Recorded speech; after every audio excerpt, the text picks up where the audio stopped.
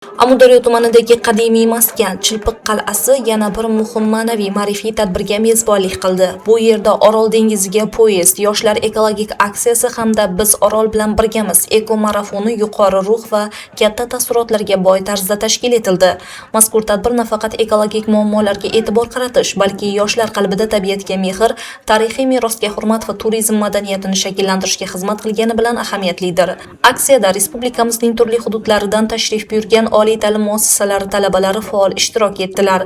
Jumladan Andijon davlat universiteti, Namangan davlat universiteti, Farg'ona davlat universiteti, Guliston davlat universiteti, Jizzax davlat pedagogika universiteti, Chirchiq davlat pedagogika universiteti, Samarqand davlat universiteti, Navoiy davlat universiteti, Buxoro davlat universiteti, Qarshi davlat universiteti, Termiz davlat universiteti, Urganch davlat universiteti, O'zbekiston milliy universiteti hamda Qoraqalpog'iston respublikasidagi oliy ta'lim muassasalarida ekologiya va turizm yo'nalishlarida tahsil olayotgan talabalar ishtiroki tadbirga yanada keng qamrov va mazmun bag'ishladi. Yoshlar dastlab tarix nafasi ufurib turgan Chilpiq qal'asi bilan yaqindan tanishdilar. Ming yillik tarixni o'z bag'rida saqlab kelayotgan ushbu muqaddas maskan ularda katta taassurot uyg'otdi. Qadimiy devorlar, afsonalar bilan uyg'unlashgan tarixiy manzara yoshlarni ajdodlar merosi haqida chuqurroq o'ylashga undadi. Ayniqsa Orolbo'yi hududining boy tarixi, madaniyati va tabiiy salohiyati haqidagi ma'lumotlar talabalarning ilmiy va ma'naviy dunyoqarashini yanada kengaytirdi.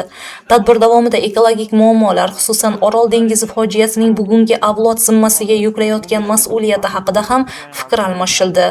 Yoshlar tabiatni asrash, ekologik madaniyatni yuksaltirish va yashil turmush tarzini targ'ib qilish borasida o'z tashabbuslarini ilgari surdilar. Biz Orol bilan birgamiz eko marafoni esa tabiat va inson taqdiri bir-biriga chambarchas bog'liq ekanini yana bir bor namoyon etdi.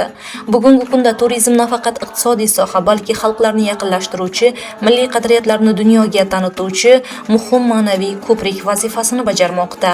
Ayniqsa ekologik va tarixiy turizm yo'nalishlarini rivojlantirish orqali hududlarning tabiiy va madaniy boyliklarini asrab-avaylash, ularni kelajak avlodga yetkazish imkoniyati kengaymoqda. Orolbo'yi hududlarida o'tkazilayotgan bunday tadbirlar esa yoshlarni yurt tarixiga befarq bo'lmaslikka, tabiatni sevishga va ichki turizmni rivojlantirishga chorlaydi. Chilpiq qal'asida tashkil etilgan ushbu ekologik aksiya yoshlar uchun oddiy sayohat emas, balki katta hayotiy saboq bo'ldi.